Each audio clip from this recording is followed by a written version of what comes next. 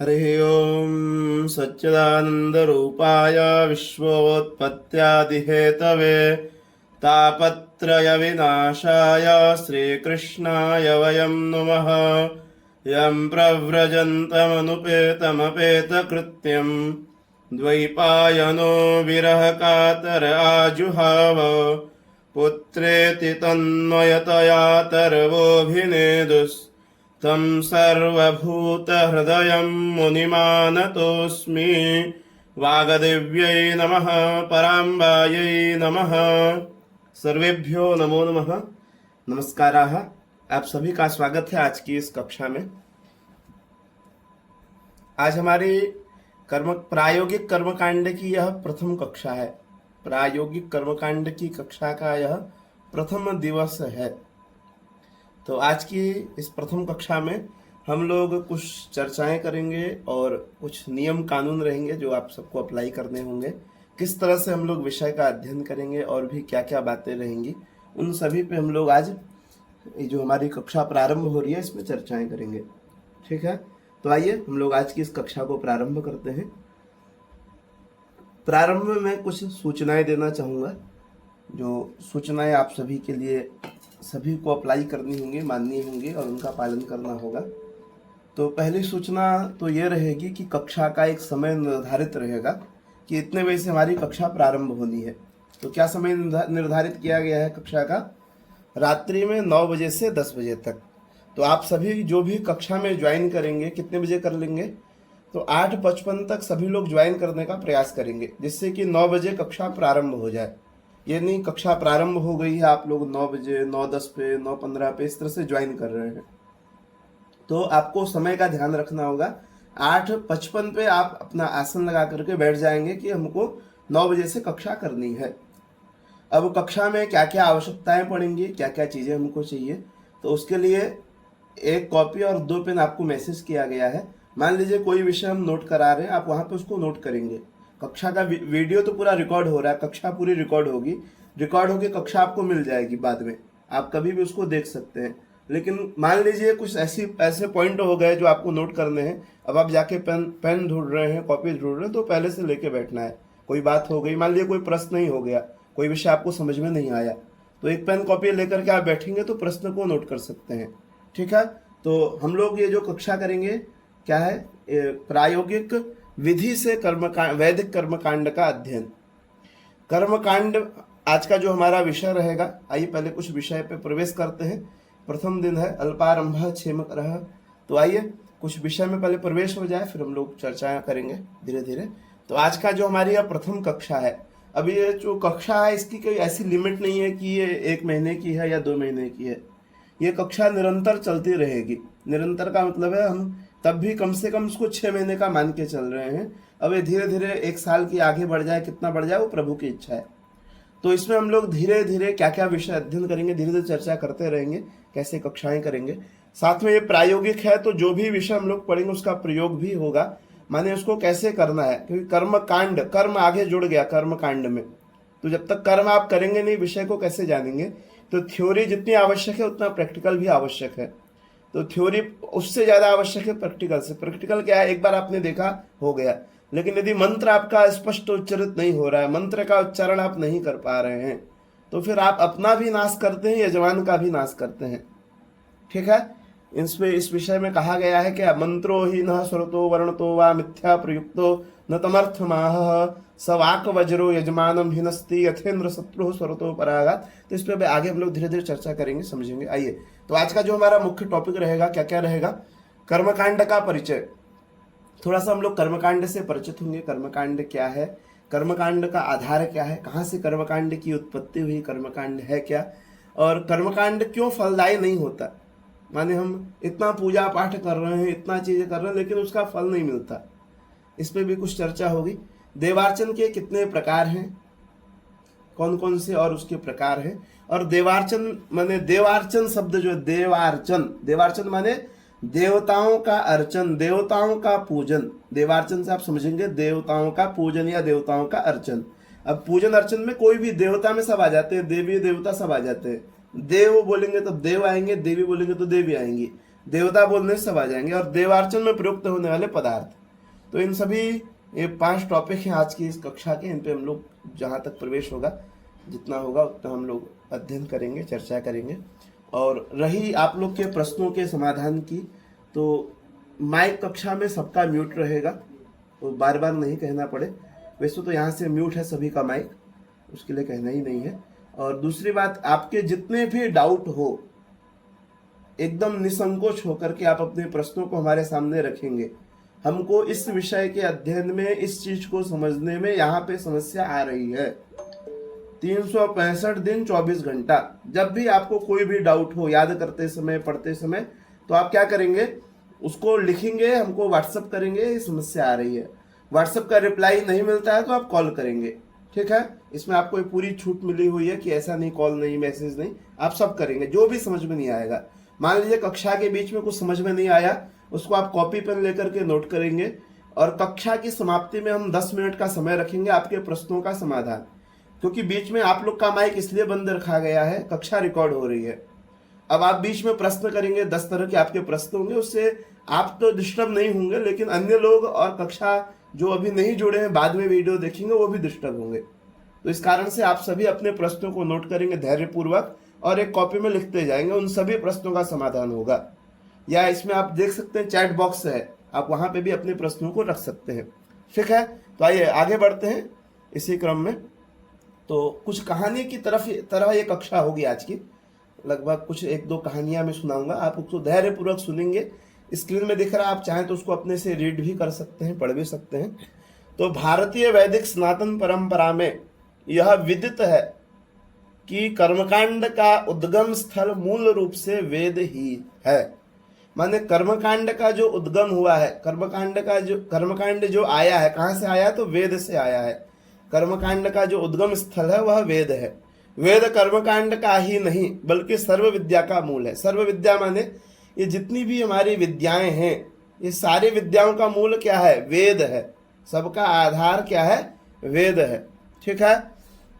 कर्मकांड का संबंध केवल पूजन, पाठ, यज्ञ, विभिन्न प्रकार के अनुष्ठान से संबंधित, माने कर्मकांड का अर्थ ये बिल्कुल भी नहीं है कि पूजन, पाठ, यज्ञ और विभिन्न तरह के अनुष्ठान, ठीक है, बल्कि इसका क्या संबंध है, तो कर्मकांड का संबंध मानव जीवन, मानव के जीवन से भी सीधे जुड़ा हुआ है। धार्मिक क्रियाओं से जुड़े कर्म को कर्मकांड कहते हैं। यह कर्मकांड की स्थूल परिभाषा है। वस्तुतः मनुष्य अपने दैनंदिन जीवन में जो भी कर्म करता है उसका संबंध कर्मकांड से है। कर्म माने व्यक्ति सुबह उठ करके शाम तक जितने भी कर्म कर रहा है, जो भी कर रहा है, प्रातः उत्थान से लेकर के रात्रि शयन पर्यंत, ये सब क्या है, कर्मकांड है। पूरा उसका जीवन, दैनंदिन जीवन ही कर्मकांड है। कर्मकांड ये नहीं गणेश पूजन, कलश पूजन, ये कर्मकांड नहीं है कतई। तो भारतीय मान्यता के अनुसार वेद सृष्टि के क्रम की प्रथम वाणी है। फलतः भारतीय संस्कृति का मूल ग्रंथ वेद सिद्ध है। कर्मकांड का भी उद्गम स्रोत मूल रूप से वेद ही है। कर्मकांड का मूलतः संबंध मानव के सभी प्रकार के कर्मों से है, जिनमें धार्मिक क्रियाएं भी सम्मिलित की गई हैं। स्थूल रूप से धार्मिक क्रियाओं को ही कर्मकांड कहा जाता है। स्थूल रूप से कर्मकांड किसे कहते हैं, धार्मिक क्रियाओं को कर्मकांड कहते हैं। कर्मकांड के 2 प्रकार हैं। 2 प्रकार क्या है, तो एक इष्ट, एक पूर्त। एक है इष्ट, एक है पूर्त। इष्ट क्या है, तो यज्ञ, यागादि, अदृष्ट और अपूर्व के ऊपर आधारित कर्मों को इष्ट कर्म कहते हैं। इष्ट कर्म किसे कहते हैं, तो यज्ञ, याग या अदृष्ट या अपूर्व, जैसे कर्मकांड, इस पे भी आगे चर्चा करते हैं, तब विषय स्थापित करेंगे तो आनंद आएगा। तो यहाँ पे बस ये समझिए, इष्ट माने तो यज्ञ, यागादि, इष्ट या अपूर्व जितने भी ये इस प्रकार से कर्म है, ये सारे इष्ट कर्म कहलाते हैं। और पूर्त कर्म क्या है, तो लोक के हित के लिए और दृष्ट फल को देने वाले कर्म पूर्त कर्म है। ये कर्मकांड के कर्म 2 भाग में बटे हैं, माने कर्मकांड के 2 भाग हो गए, एक इष्ट कर्म, एक पूर्त कर्म। संपूर्ण वैदिक धर्म 3 कांडों में विभक्त है। माने पूरा जो वांग्मय है, अभी कुछ इसमें नहीं लिखा है पीडीएफ में, उसको अपनी तरफ से मैं बता रहा हूं, उसको आप लोग नोट करिएगा। या अभी कक्षा रिकॉर्ड हो रही है, बाद में उसको अपने से तैयार करिएगा। तो ये जो पूरा वांग्मय है यह दो भागों में बटा हुआ है। पूरा वांग्मय दो भागों में बटा है, जिसको श्रुति और स्मृति कहते हैं। क्या कहते हैं? श्रुति और स्मृति। इसी के दो भाग। और आज ये थोड़ा परिचयात्मक कक्षा रहेगी। हम लोग तो कर्मकांड तो पढ़ेंगे ही, मंत्र तो पढ़ेंगे ही, थोड़ा सा विषय से परिचित होना बहुत जरूरी है। हमारा वांग्मय कितना विशाल है ये जानना भी बहुत जरूरी है। ठीक है, तो हम लोग मंत्र पढ़ेंगे, अभी बहुत पूरी इतना समय है, सब कुछ पढ़ा जाएगा। आज प्रथम दिन है, थोड़ा चर्चा करेंगे तो विषय को समझेंगे। ठीक है, तो पूरा वांग्मय दो भागों में बटा हुआ है, जिसको श्रौत या स्मार्त कहते हैं। इसी श्रौत स्मार्त का दूसरा नाम है श्रुति और स्मृति। माने श्रौत को श्रुति, स्मृति और स्मृति को स्मार्त, स्मार्त को स्मृति। इसी का तीसरा नाम है आगम और निगम। ठीक है, आगम और निगम। तो इस तरह से ये पूरा वांग्मय दो भागों में बट गया, श्रुति स्मृति, आगम निगम या श्रौत स्मार्त। अब ये पूरा वांग्मय क्या है? तो श्रुति के अंतर्गत वेद आता है। हमारी एक परंपरा रही है श्रुति परंपरा, जो अभी से नहीं है, बहुत प्राचीन काल से चली आ रही है। अब तो ग्रंथ परंपरा हो गई है, किताबें आपको मार्केट में हजारों मिल जाएंगी। लेकिन पहले क्या था? श्रुति परंपरा थी, माने किताबें उपलब्ध नहीं होती थी। ठीक है, गुरु के द्वारा उच्चारण होता था, शिष्य श्रवण करके फिर उसका उच्चारण करता था। ये जो श्रुति परंपरा थी। तो इस तरह से जो वांग्मय है, वैदिक वांग्मय, वैदिक वांग्मय क्या है? श्रौत है, श्रुति है। ठीक है, तो यहाँ पे अब देखिए, ये पूरा वांग्मय इसको हमने तीन भागों में बांट दिया है। संपूर्ण वैदिक वांग्मय को हमने तीन भागों में बांटा है। एक है कर्मकांड, एक है उपासना कांड, एक है ज्ञान कांड। पूरा वांग्मय तीन भागों में बट गया। हमारे यहाँ पढ़ने में आता है या सुनने में आता है, चार वेद जो है, ऋग्वेद, यजुर्वेद, सामवेद और अथर्ववेद, इन चारों वेदों में मिलाकर लगभग 1,00,000 मंत्र हैं। कितने मंत्र हैं? 1,00,000। और इसमें से 80,000 मंत्र कर्मकांड के हैं। बचे कितने? 20,000। 20 में से भी 16,000 मंत्र उपासना कांड के हैं। बचे कितने? 4,000। और 4,000 मंत्र ज्ञान कांड के हैं। इस तरह से जो पूरा वांग्मय है तीन भागों में बटा है, जिसको आप कर्मकांड कहिए। एक भाग कर्मकांड हो गया, दूसरा उपासना कांड हो गया और तीसरा ज्ञान कांड हो गया। ठीक है, इस प्रकार कर्मकांड के अंतर्गत लोक परलोक हितकारी सभी कर्मों का समावेश किया गया है। लोक परलोक और हितकारी हर तरह के कर्म इसके अंतर्गत समाहित है। किसके अंतर्गत? कर्मकांड के अंतर्गत। तो कर्मकांड का अर्थ कदापि यह नहीं है कि हमको गणेश पूजन, कलश पूजन, पुण्यावाचन तक ही कर्मकांड सीमित नहीं है। कर्मकांड आपके प्रातः उत्थान से लेकर के रात्रि शयन तक का ये पूरा कर्मकांड है। ठीक है, कर्मकांड वेदों के सभी भाष्यकार इस बात से सहमत है कि चारों वेदों में प्रधानतः तीन विषयों का समावेश है, कर्मकांड, ज्ञान कांड और उपासना कांड। कर्मकांड अर्थात यज्ञ कर्म वह है। अब कर्मकांड क्या है? किसी अन्य की व्याख्या है, जिससे यजमान का इस लोक में अभिष्ट फल की प्राप्ति हो और मरने पर यथेष्ट सुख हो, वह कर्मकांड है। एक व्याख्या कर्मकांड की ये भी कर रहे हैं कि कर्मकांड अर्थात यज्ञ कर्म। अब वह यज्ञ कर्म क्या है?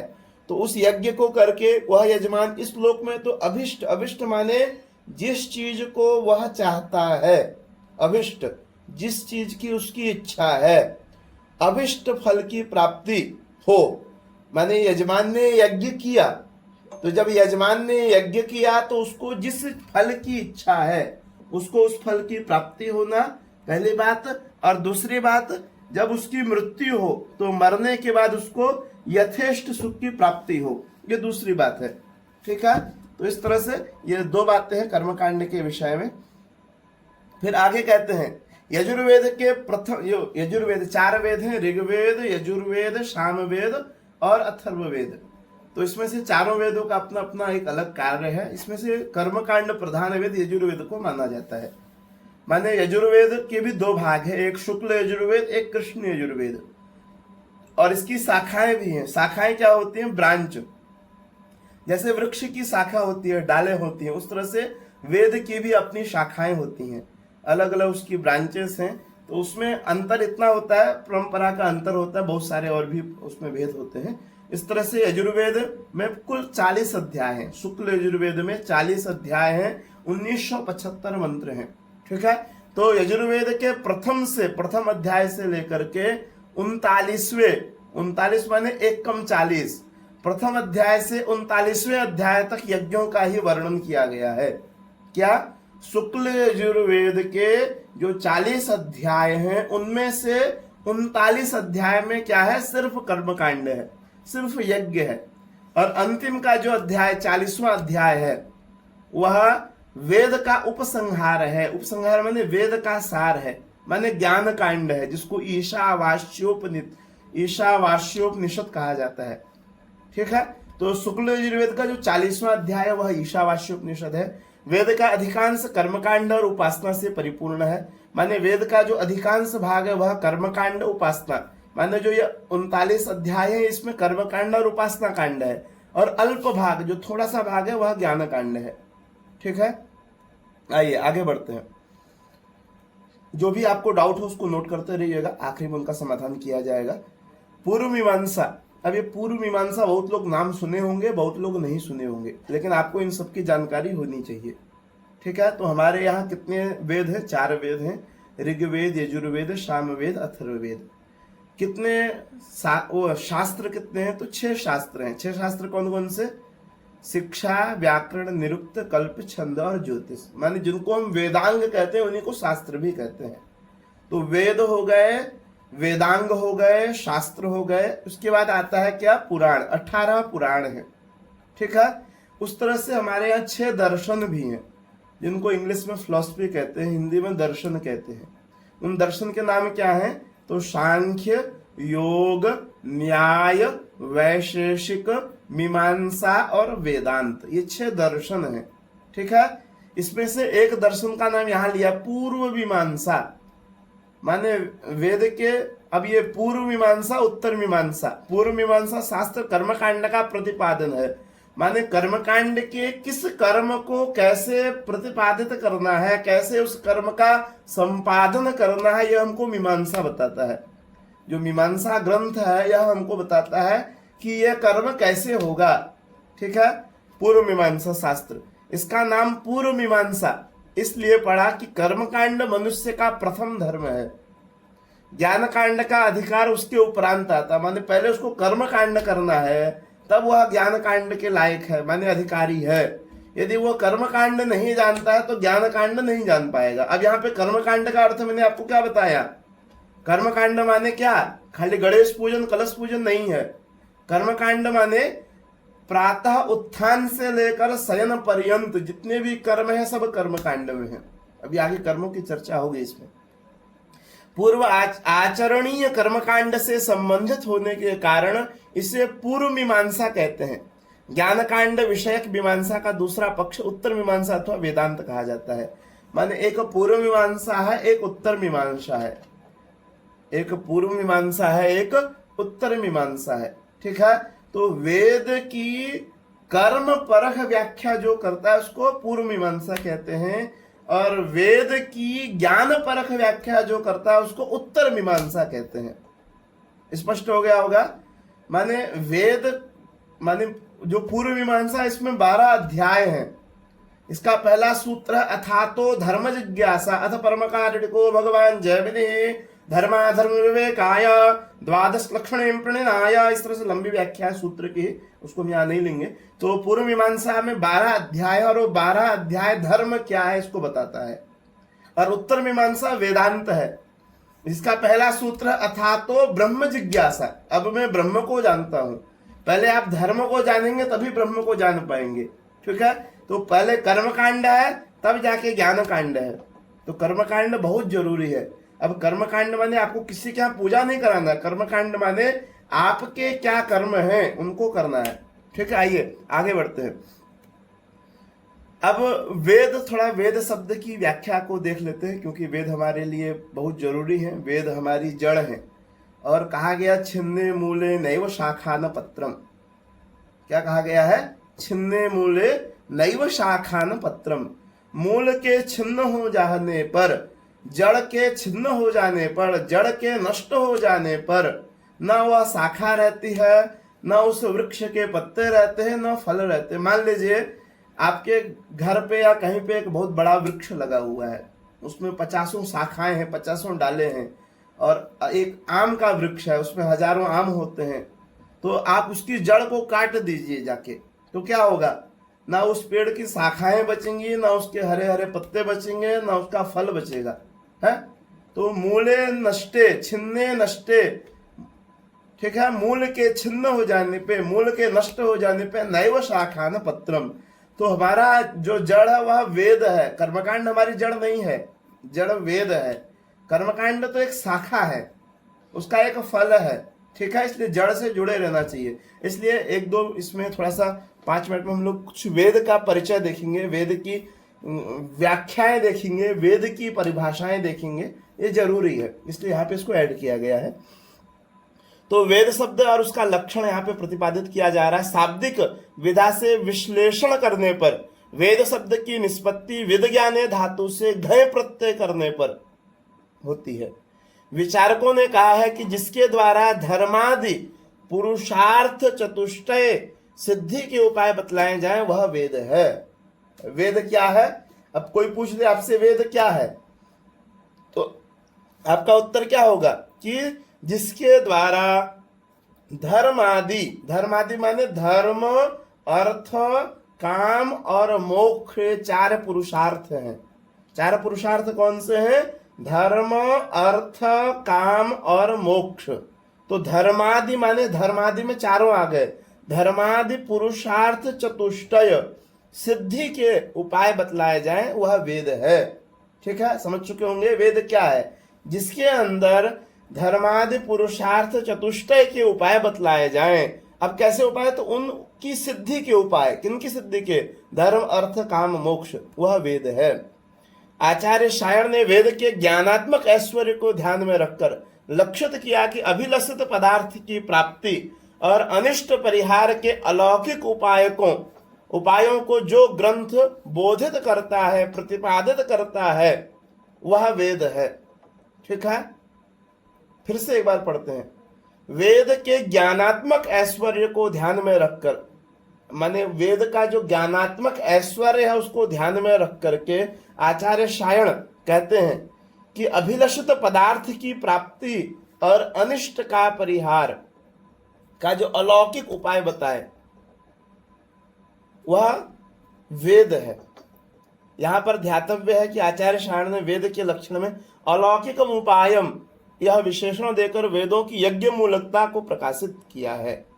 आगे आचार्य लौगाक्षी भास्कर, ये भी बहुत अच्छे विद्वान हैं, दार्शनिक हैं, ये पूर्व मीमांसा के हैं। लौगाक्षी भास्कर ने दार्शनिक दृष्टि रखते हुए अपौरुषेयम वाक्यम वेद कहा है। माने अपौरुषेय वाक्य वेद है। वेद क्या है? अपौरुषेय वाक्य है। अभी आगे हम पढ़ेंगे, मंत्रों को पढ़ेंगे, श्लोकों को पढ़ेंगे, तो वहां पे जो वेद मंत्र होंगे वह अपौरुषेय है। अपौरुषेय का क्या तात्पर्य है?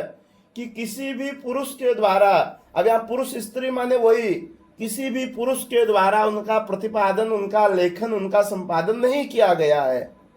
इसके विषय में पूर्व मीमांसा में कहते हैं यह कल्पः सकल्प पूर्वः इति न्यायेन संसारस्य अनादित्वाद् ईश्वरश्च गतकल्पनीयम् अस्मिन् कल्पे स्मृत्वा उपदिशति।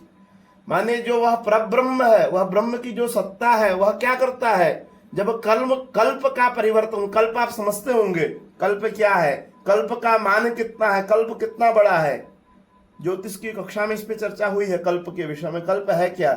माने किस तरह से एक कल्प एक समय है, कल्प एक ब्रह्मा जी के अनुसार ब्राह्म मान है। ठीक है, उसको हम यहाँ पे नहीं घसीटेंगे। तो जैसे कल्प का परिवर्तन होता है उस तरह से वेद का ईश्वर एक बार वाचन करता है।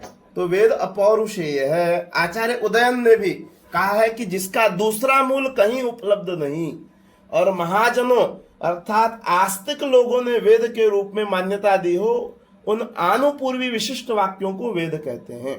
ठीक है, ये अपने अपने सभी आचार्यों का मत है, अपनी अपनी व्याख्या है। आपको जो व्याख्या अच्छी लगे, जो व्याख्या समझ में, उसको आप एक्सेप्ट करके उसको तैयार करिएगा। 1-2 व्याख्या आपको भी तैयार होनी चाहिए, वेद है क्या, वेद की कहीं आपको मान लीजिए भाषण ही देना है, वेद क्या है, तो आप कुछ बोल सके वहां पे। तो आचार्य चरण स्वामी करपात्री जी महाराज ने दार्शनिक एवं याज्ञिक दोनों दृष्टियों का समन्वय करते हुए वेद का अद्भुत लक्षण स्थापित किया है। माने ये एक लक्षण, ये देखिए आपके सामने प्रतिपादित है। यह किसके द्वारा प्रतिपादित है? तो करपात्री जी महाराज, आप सभी ने उनका नाम सुना होगा, करपात्री जी का।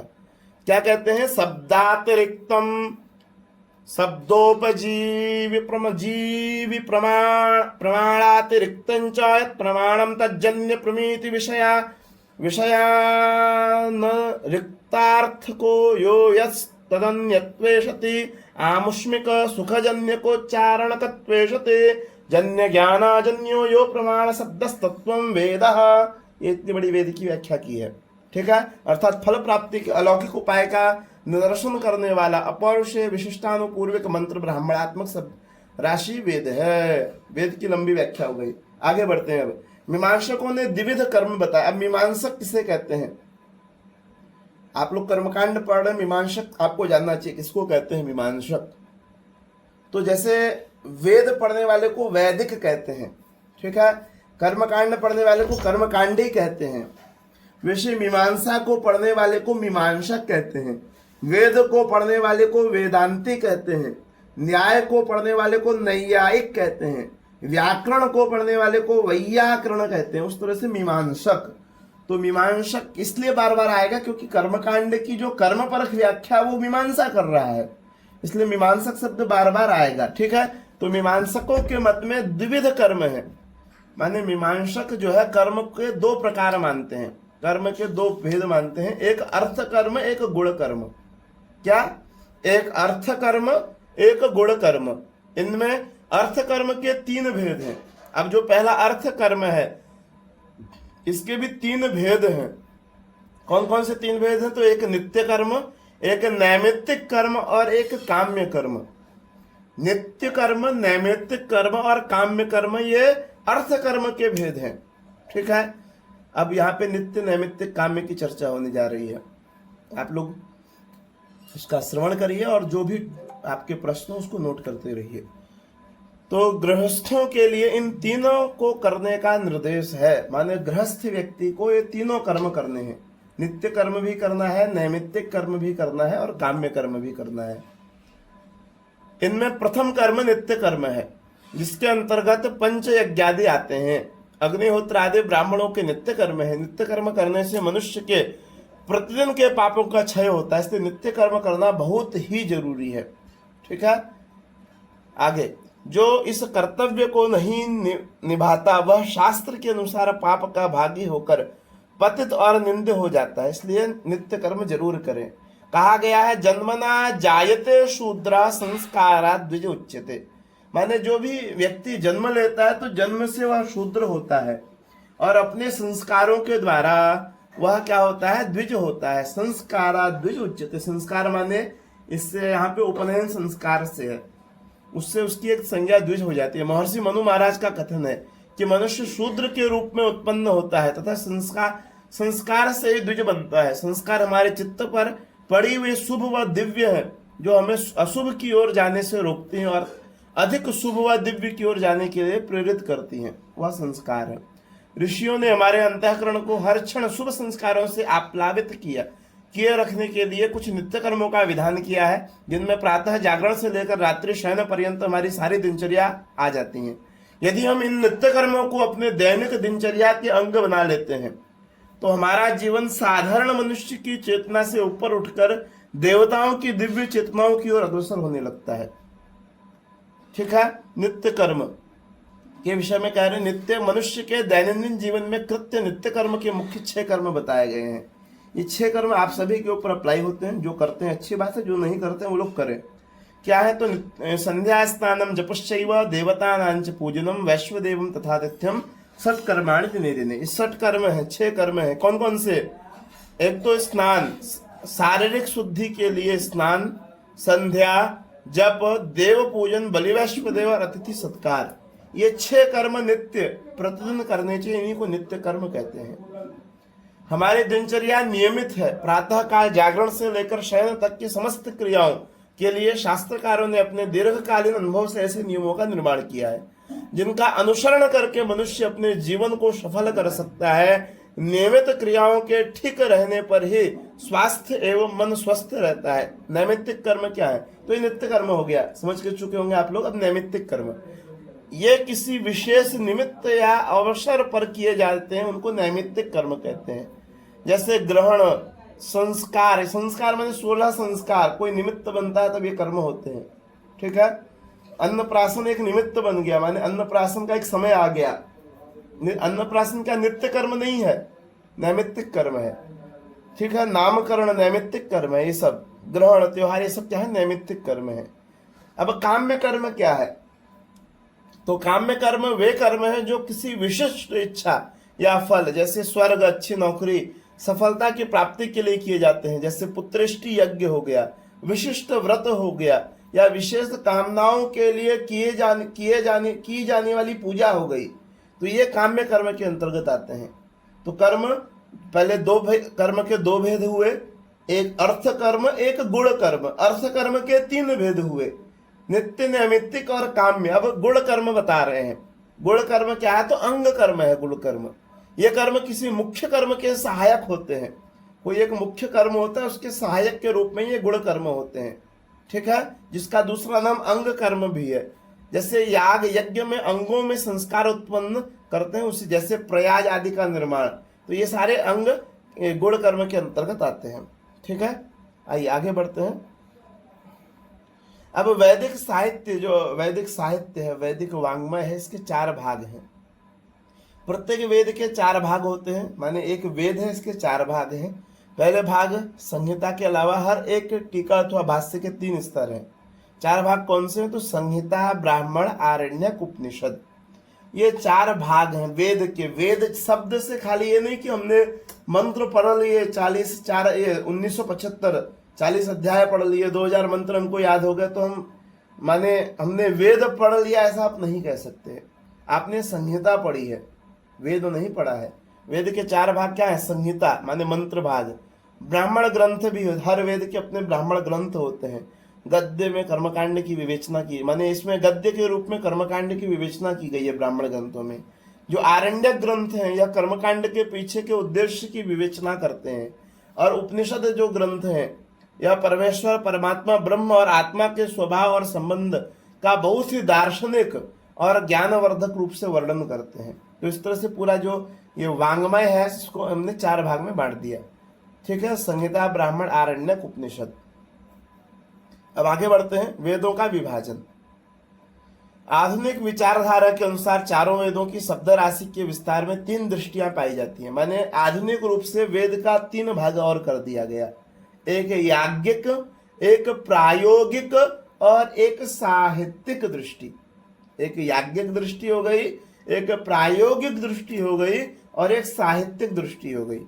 याज्ञिक दृष्टि क्या है? तो इसके अनुसार वेदोक्त यज्ञों का अनुष्ठान ही वेद के शब्दों का मुख्य उपयोग माना गया है। सृष्टि के आरंभ से ही यज्ञ करने में साधारणतः मंत्रोच्चारण की शैली, मंत्राक्षर में एवं कर्म विधि में विविधता रही है। इस विविधता के कारण ही वेदों की शाखाओं का विस्तार हुआ है।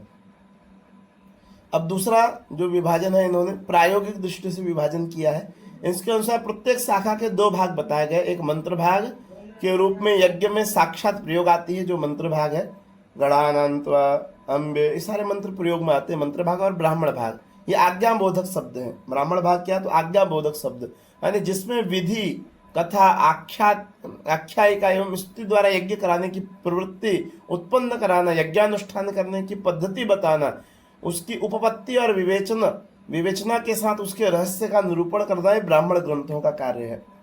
ठीक है। आगे बढ़ते हैं। ये प्रायोगिक दृष्टि हो गई।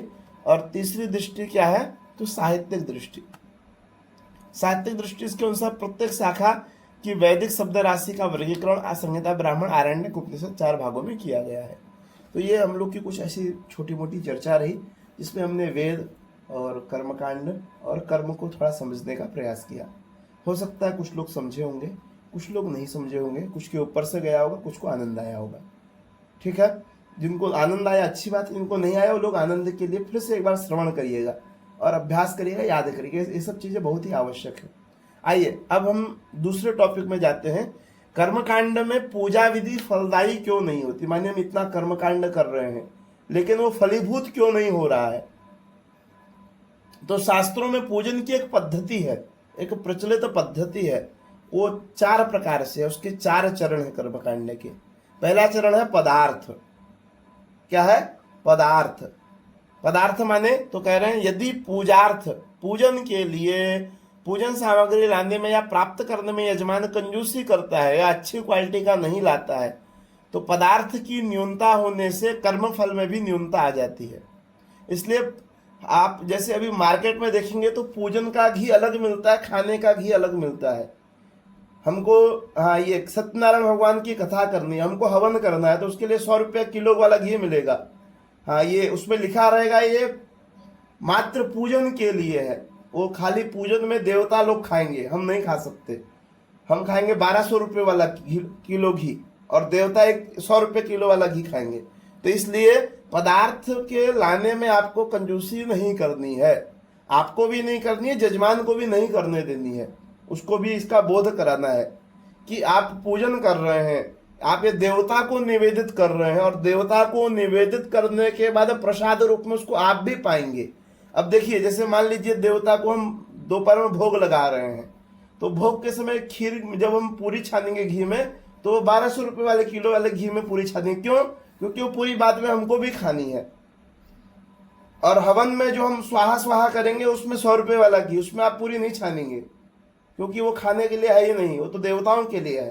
तो इसलिए पदार्थ में कोई भी कृपणता, कोई भी कंजूसी नहीं करनी है, पहली बात। ठीक है, आपको भी नहीं करनी है और जजमान से भी उसको करने के लिए मना करना है। सस्ते के चक्कर में व्यक्ति ऐसा कर्म करता है। दूसरी बात क्रिया, एक तो हो गया पदार्थ, दूसरा पॉइंट होगा क्रिया। तो मान लीजिए यदि पदार्थ आप बहुत अच्छा ले आए, मान लीजिए बहुत अच्छी अच्छी क्वालिटी का सब सामान लेके आ गए, लेकिन उसे यदि हम क्रिया के साथ न जोड़ें तो फिर पदार्थ लाने की जरूरत ही क्या थी? अतः लाए हुए पदार्थ को क्रिया के साथ जोड़े। माने आप जो भी खरीद के लाए हैं पूजा के लिए उसको उसके साथ जोड़ना, यानी खरीद के लेके आगे रख दिए तो उसका कोई मतलब नहीं, तो क्रिया के साथ जोड़ना। तीसरा पॉइंट है मंत्र भाग। मान लीजिए पदार्थ अच्छा आ गया, आपने क्रिया के साथ जोड़ भी दिया, किंतु उस क्रिया के निमित्त यदि हम अच्छी तरह गुरु परंपरा अनुसार पढ़े लिखे वैदिक ब्राह्मणों को न बुलाकर स्वयं ही कर्म को पूर्ण करते हैं तो भी उस कर्म में न्यूनता रहने से फल की प्राप्ति में विलंब होने की संभावना होती है। इसलिए जिस ब्राह्मण का हम चयन करें उसके लिए हमको माने सोनार को सोनार ही पहचान सकता है, क्या समझे? तो इसलिए आप किसी ब्राह्मण को भी यदि अपने यहाँ कर्म के लिए बुला रहे हैं, कर्मकांड के लिए बुला रहे हैं तो आपको तो उसका कुछ ज्ञान हो कि कर्मकांड है क्या, पंडित जी कौन सा मंत्र बोल रहे हैं, अरे क्या करा रहे हैं, तो आपको ज्ञान होना चाहिए। तब तो आप चयन कर पाएंगे कि ये सही है कि ये गलत है, इनको कितना ज्ञान है, उसके लिए आपको ज्ञान होना बहुत जरूरी है। ठीक है, इसलिए गुरु परंपरा से पढ़े हुए ब्राह्मण को बुला करके उस कर्म को कराना चाहिए। तो वर्तमान में अभी हमारे पास लगभग वाराणसी से मैं अभी आपको अध्ययन करा रहा हूँ। वाराणसी में हमारी जो संस्था है वेदादि ज्योतिष कर्मकांड शिक्षण प्रशिक्षण केंद्र, इसके अंतर्गत लगभग अभी 150-200 बच्चे पढ़ रहे हैं और हमारे पास ऐसी उम्र की कोई बाध्यता नहीं है। मानी ये नहीं कि 8 साल का ही बच्चा चाहिए या 18 साल 28 साल 38 साल तक के लोग अध्ययन कर रहे हैं आ करके। लेकिन क्या है, आवास की भी हमारे पास व्यवस्था नहीं है। कक्षाएं तो निःशुल्क चलती है ऑफलाइन में, ऑनलाइन में कुछ शुल्क इसलिए रखा गया है कि आप लोग ये सोच करके जोड़ेंगे कि हमने कुछ दिया है तो कुछ पाना चाहिए। ठीक है, पहले मैं निःशुल्क ऑनलाइन भी पढ़ाता था, लगभग अभी नहीं 2020 से 23 के बीच जब कोरोना आया था उस बीच, तो उस समय सारी कक्षाएं निःशुल्क थी लेकिन उसका कोई रिस्पॉन्स, कोई मतलब नहीं निकल रहा था। तो इसलिए ऑनलाइन में भी कुछ शुल्क इसलिए रखा गया है कि आप लोग उसमें कुछ दे के जुड़ेंगे तो आप भी कुछ लेने की इच्छा रखेंगे। नहीं तो आज हमको ये उसकी जगह दूसरी जगह चले जाएंगे या कुछ अन्य काम ले लेंगे, तो इसलिए कुछ दे करके लाभ लेते हैं व्यक्ति, तो इसलिए कुछ शुल्क रखा गया है। तो वहां पे हर तरह हर उम्र के लोग आते हैं। कोई लोग मान लीजिए 18 साल 19 साल तक कहीं जनरल पढ़े, अब उनकी परंपरा में पिताजी कर्मकांड करते थे और उस समय उन्होंने उसको उसमें माने जोड़ा नहीं, इंग्लिश मीडियम के पीछे छोड़ दिया, तो अब उस समय वो कर्मकांड कैसे सीखे? तो इन सभी उद्देश्यों को लेकर संस्था का निर्माण किया गया कि हर उम्र के लोग और विधिवत तरीके से, माने वैदिक मंत्रों के साथ, उसकी प्रमाणिक विधि के साथ अध्ययन करें, तब वो फल रूप में प्राप्त होती है। तो इसलिए जो गुरु परंपरा से अध्ययन किए हो ऐसे लोगों को कर्मकांड करने के लिए बुलाना चाहिए। अब चौथा पॉइंट, मान लीजिए आपने बहुत अच्छे ब्राह्मण को बुला लिया, बहुत अच्छी क्वालिटी की सामग्री ले आए, और तीसरी बात क्या, उसको क्रिया के साथ जोड़ भी दिया, लेकिन ये चौथी बात नहीं है, तो फिर सब व्यर्थ है। चौथी बात क्या, भाव। वितरम वाक्य मिच्छन्ति भाव मिच्छन्ति देवता कहा गया है, माने भाव। पूजन के सभी कार्यों को विधि विधान पूर्वक किया, लेकिन यदि भाव एवं श्रद्धा रहित पूजन किया आपने, तो देवता उसे कभी भी ग्रहण नहीं करते, उसे राक्षस ग्रहण करते हैं। क्योंकि पूजन में भाव की बड़ी प्रधानता है, प्रधानता नहीं, बड़ी प्रधानता है। कहा गया है, एक वाक्य देखिए सामने लिखा है, मूर्खो वदति विष्णाय विज्ञो वदति विष्णवे द्वयोरपि समम पुण्यम भावग्राही जनार्दन। माने आप कर्मकांड करते हैं या कर्मकांड कराते हैं, तो दोनों में भाव चाहिए, करने में भी कराने में भी। ठीक है, भाव की बड़ी प्रधानता है। और क्योंकि कहा गया है देव पूजन, आप तभी, हर कोई देव पूजन का अधिकारी नहीं है। कौन अधिकारी है, तो देव पूजन देवता के तुल्य होकर के ही किया जाता है। माने क्रोध आदि से मुक्त होकर के, नहीं आप पूजा में बैठे 10 तरह की बातें आपके मन में है, क्रोध से भरे हुए, तो व्यर्थ है आपका कर्मकांड पूजन करना। ठीक है, तो यहाँ पे इसकी व्याख्या करते हैं। क्या इसकी व्याख्या आगे देखिए की गई है, मूर्खो वदति विष्णाय, माने शब्द विष्णवे है। हम लोग संकल्प बोलते हैं ओम विष्णवे नमः, ओम विष्णवे नमः, ओम विष्णवे नमः, ओम विष्णु विष्णु बोलते हैं ना, ओम विष्णाय नमः, विष्णाय नमः तो बोलते नहीं है। तो विष्णाय नमः अशुद्ध है और विष्णवे नमः शुद्ध है। तो मूर्ख व्यक्ति जो होता है वह विष्णाय नमः बोलता है, और विज्ञ माने जो विद्वान होता है, समझदार होता है, वह विष्णवे नमः बोलता है। तो द्वयोरपि समम पुण्यम, लेकिन इन दोनों के द्वारा किया जाने वाला कर्म समान है, उसका पुण्य एक जैसा ही मिलेगा। क्यों मिलेगा, क्योंकि भावग्राही जनार्दन, ये जो जनार्दन है, भगवान है, यह भावग्राही है, यह भाव प्रधान है, माने भाव को ग्रहण करने वाले हैं, इस कारण से। ठीक है, यहाँ पे देखिए व्याख्या कर रहे हैं कि अज्ञानी व्यक्ति पूजन में विष्णाय नमः बोलता है और ज्ञानी व्यक्ति विष्णवे नमः कहता है, पर भगवान सही, भावना सही हो तो दोनों का एक ही फल है, क्योंकि भगवान भाव को ग्रहण करते हैं। इस तरह अच्छा पदार्थ वैदिक ब्राह्मण को बुलाकर ही क्रियाएं संपन्न करें और उसमें स्वतः श्रद्धा एवं भाव रखें, इस तरह से कर्मकांड का फल प्राप्त होगा। ठीक है, तो ये बात थी, इसको आप लोग ध्यान रखें और करें। आइए आगे बढ़ते हैं। अब तीसरा टॉपिक है देवार्चन के प्रकार। क्या, देवार्चन के कितने प्रकार हैं, पूजन के कितने प्रकार हैं। देव पूजन के समय प्रयोग में ली जाने वाली क्रिया एवं विधि को पूजन के प्रकार या उपचार कहते हैं। क्या चीज, फिर से बता रहा हूं, देव पूजन के समय प्रयोग में ली जाने वाली क्रिया एवं विधि को पूजन के प्रकार कहते हैं या पूजन के उपचार कहते हैं। तो पहला प्रकार है त्रयोपचार पूजन। क्या है, त्रयोपचार पूजन। पूजन में 3 उपचार, गंधाक्षत पुष्पाणि त्रयो दत्वा समर्चयेत। क्या कह रहे हैं, गंधाक्षत पुष्पाणि त्रयो दत्वा समर्चयेत। आइए इसको समझते हैं। भगवान को गंध माने रोली या चंदन चढ़ाना, अक्षत माने चावल चढ़ाना, और पुष्प माने फूल माला चढ़ाना। जब हम केवल गंध अक्षत पुष्प भगवान को निवेदित करते हैं तो इसे त्रयोपचार पूजन कहते हैं। Your device run into a problem and needs to restart. ये देखिए, जय हो, कल्याण हो गया, बंद हो गया, डिवाइस ही बंद हो गया। डिवाइस दिख रही है आप लोग को, यहां से तो बंद दिख रहा है, स्क्रीन दिख रहा है, मैसेज करिए आप लोग। नहीं दिख रहा है, हो सकता है बहुत देर से कक्षा चल रही है, तीसरी कक्षा है, इस कारण से भी इसकी भी छुट्टी हो गई है। चलिए आज का विषय बहुत हो गया, वैसे अपने चर्चाएं की, ये अब 0% हो गया है, दिखेगी नहीं दिखेगी नहीं मालूम। ठीक है, तो आज का विषय जितना हुआ लगभग चर्चा का ही रहा। वेद क्या है, वांग्मय क्या है, ये सब हमने देखा। तो इसमें हमने जो भी विषय समझा उसको आप लोग एक बार रिवीजन करिएगा। कल हम लोग देवार्चन के प्रकार, अब मुख्य विषय में कल से आगे बढ़ेंगे।